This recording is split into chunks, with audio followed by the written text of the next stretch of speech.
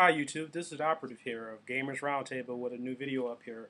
Uh, I did a video previously talking about the N64, but I don't really think it really covered the system itself. It was more about just my love of the N64 wrestling games. My knowledge of the 64, it debuted in Japan, a software matter of fact, a software exposition in 1994. I believe it, no 1995. Excuse me, I got my date wrong here. It debuted in North America in 1996. I had the same experience of finding a 64 the same way I discovered the NES. I walked into Toys R Us. A family member of mine walked in, and it was under a glass kiosk like the Nintendo was. And you saw Mario video, and you could see the game and different footage that were coming, the games that were coming out for the system. And we were totally wild. We had one of those totally cartoon acme moments where your jaw dropped to the ground and it was like, Mario can do all this? Like, wow, amazing. So, the one thing, the system was released in North America in September of '96. Like I said, it was the first system I remember having to stand in line for to buy. You know, I walked into Babbage's at the time, and there was a line for the system to buy it. Some of the key points that I look at, or think about, remember back on the system, we all know that it was one of the last Nintendo-based cartridges that we would see as far as home consoles. But Nintendo reasoning, I remember reading for was they said the cartridges loader faster than what CDs were, the new storage device used to play games on. I mean, to distribute games. I'm sorry, and but cartridges, as we all know, are pretty expensive to manufacture, and which we all noticed in the price of these games at the time. And what was crazy about it, that the prices of these games were getting really outrageous, and it was one of those things where it's like I remember noticing how each and every time you look at a cartridge and the price would go up on it, and it was just really, really, really crazy.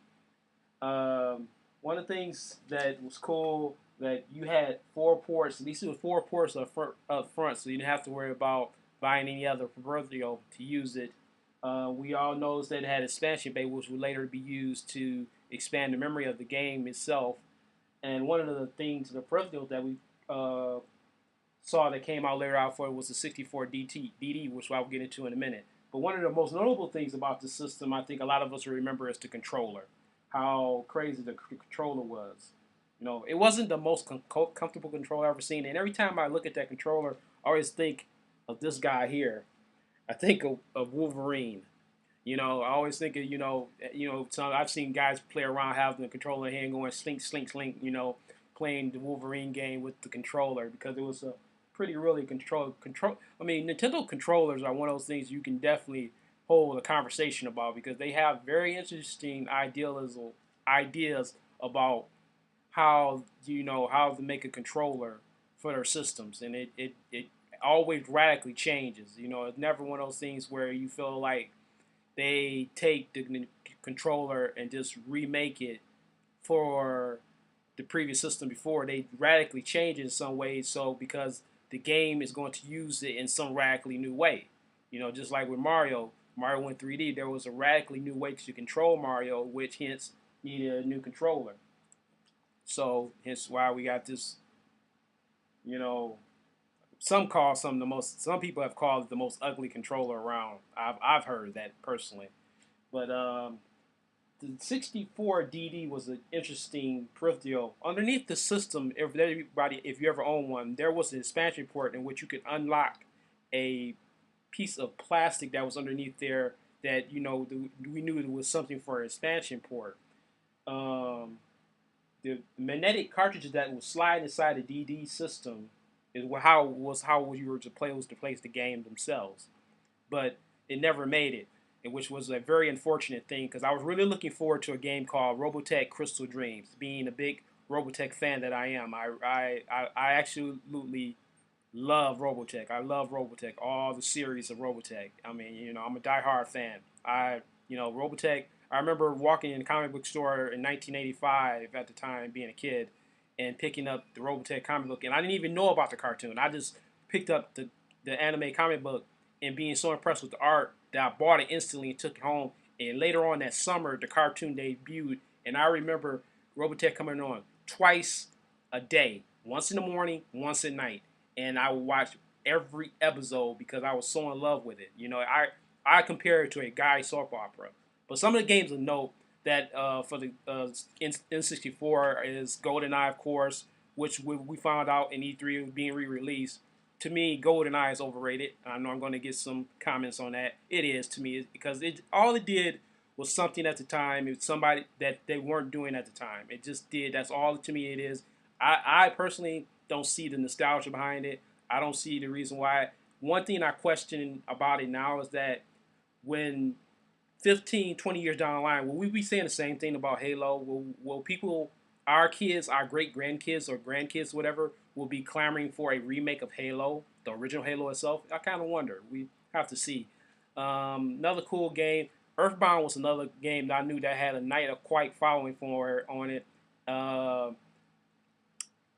Earthbound and Kirby was another one I found that was pretty cool too. That it has a really Kirby has an amazing following. I didn't know Kirby run the following runs that deep, and for Kirby, I think I mentioned Earthbound, and one let me not forget because I know I'm going to get comments on that. I didn't mention Ocarina of Time.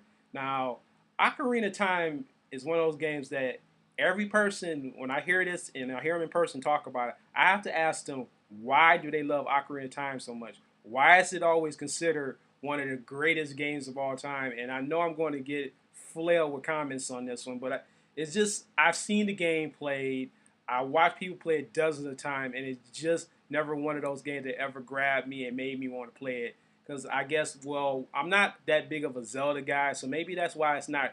It never, the thing about it that makes it appealing really resonated with me. So maybe that's probably it.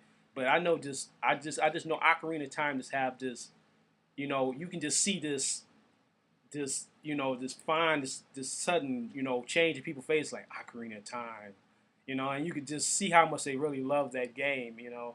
But I just wanted to make sure I go back and make sure I talk about the 64 properly a little bit more about that. But it's really, I just want to add one more thing quick.